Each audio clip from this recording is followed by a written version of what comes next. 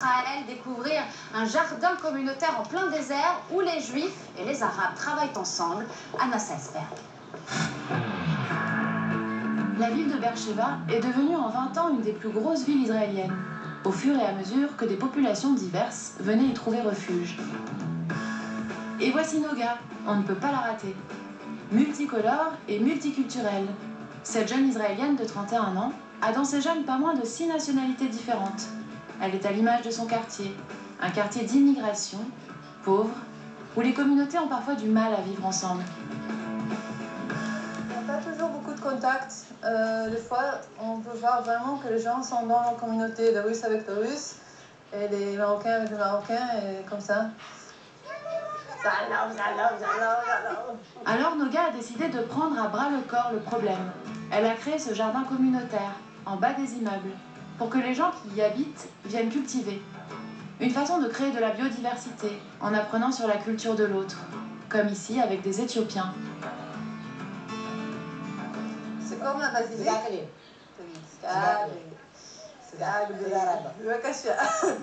C'est comme la basilique, mais c'est de la basilique éthiopienne. Chez nous, on dit sgagbe.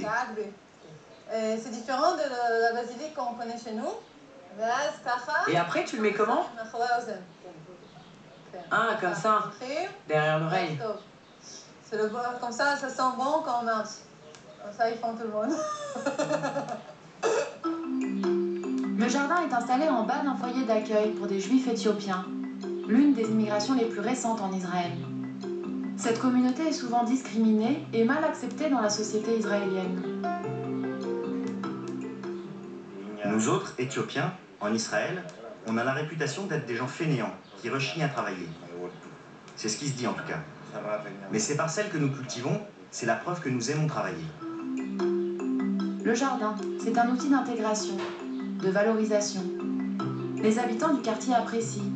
Le jardin s'agrandit grâce à l'énergie de Noga. C'est vraiment très joli. Viens nous rejoindre, il y a de la place. Ah bon? Oui, il y a les nouvelles parcelles, c'est ouvert. Tu es du quartier? Oui. Nous avons un nouveau jardin pour les personnes qui veulent faire pousser des choses. Ah, d'accord. Dans la nouvelle partie du jardin, des Éthiopiens défrichent à côté de familles arabes ou israéliennes, comme cette famille juive orthodoxe de 6 enfants. Ils ont apporté leurs déchets de cuisine. C'est des pommes de terre, des kumquats et des oignons qu'on va planter. Ici, on fait pousser ensemble un autre type de société. On expérimente la mixité pour faire tomber les frontières entre communautés.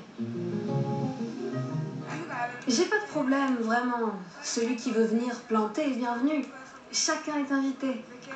C'est avec plaisir, que tu sois israélien ou pas israélien, éthiopien, russe, français ou américain. Tous ceux qui veulent venir sont bienvenus. C'est sympa. Les parents ne se mêlent pas encore beaucoup entre communautés. Le jardin est récent. Mais du côté des enfants, comme tous les enfants du monde, ça se chamaille, et peu importe les origines. Il dit que c'est à lui. Chut, mais c'est à moi. Là, chacun va faire un effort. C'est à nous. Soyez gentils de parler poliment, ne criez pas. Nous, on travaille ensemble.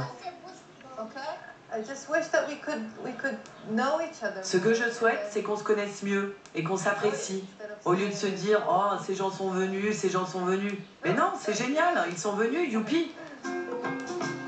Dans le jardin de Noga, on sème les graines d'une société plus fraternelle, où la paix deviendrait enfin possible.